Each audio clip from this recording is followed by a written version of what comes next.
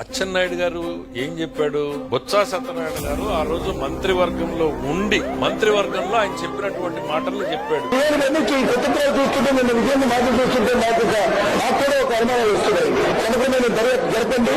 జగన్మోహన్ రెడ్డి గారు ఇందులో ఎంత పాత్ర ఉందో, లేదా కుటుంబ సభ్యులకు ఎంత పాత్ర ఉందో, లేదా బయట వాళ్ళకి ఎంత పాత్ర ఉందో, ఇది ఎన్నికలు కూడా సక్రమంగా ఆ రోజు మీడియా ముందు ప్రజల ముందు వచ్చి చెప్పినటువంటి మాటల్ని ఈ రోజు మీరెందుకు అంత ఉలిక్కి పడుతున్నారు? జగన్మోహన్ రెడ్డి గారి నైజం చూసిన తర్వాత బొత్స గారికి భయం వచ్చింది, ఆ భయంలో నుంచి బాధ వచ్చింది అనుకుంటున్నారు. పరిటాల రవి గారి హత్యలో జరిగినటువంటి నిందితులు సాక్షులు ఏ ఒక్కరు ఈ రోజుకు మిగలలేదు. బాబాయి హత్యలో పాల్గొన్నటువంటి సాక్షులు నిందితులు సగం మంది ఆల్రెడీ లోకాన్ని వదిలిపోయినటువంటి పరిస్థితులు వచ్చింది. ఈ సీరియల్ నంబర్ లో నా సీరియల్ నంబర్ ఏమన్నా యాడ్ అవుతుందా, మర్చిపోయిన వాడిని మళ్ళీ గుర్తు చేస్తున్నారు అనేటువంటిది ఎక్కడో ఆయనకు భయం వచ్చి జగన్మోహన్ రెడ్డి గారి హిస్టరీని మనం చూస్తే బొత్స సత్యనారాయణ గారు ఏడవడంలో కొంత నిజం ఉంది. ఎందుకంటే గుండెపోటు నుంచి గొడ్డలిపోటు వరకు, తండ్రి మరణం నుంచి బాబాయ్ హత్య వరకు, తల్లి నుంచి చెల్లి వరకు, సహనిందితులు మోపిదేవి వెంకటరామన్ నుంచి విజయసాయిరెడ్డి వరకు, మన డాక్టర్ సుధాకర్ రావు దగ్గర నుంచి మన సుబ్రహ్మణ్యం వరకు ఎక్కడ చూసినా కూడా మీ నైజం ఏంది అనేది కళ్ల ముందు కనపడతా ఉంటే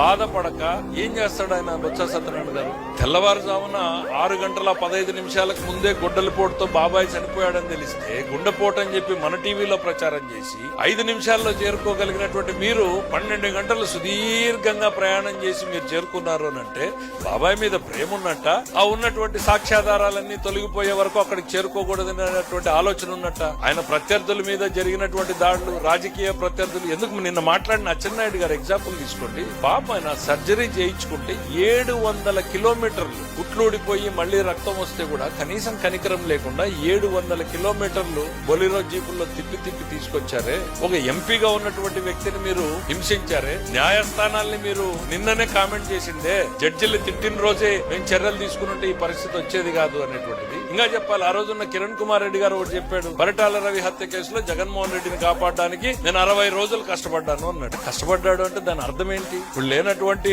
వ్యక్తిని ఎవరినో కాపాడేటువంటి ప్రయత్నం లేదు కదా, చేయలేరు కదా. దాంతో సంబంధం లేని ఎల్లైనో పుల్లయ్య కోసమో కాపాడేదాని కోసం 60 రోజులు కష్టపడక్కర్లేదు కదా. మరి కిరణ్ కుమార్ రెడ్డి గారు చెప్పాలి ఏం కష్టపడ్డాడు.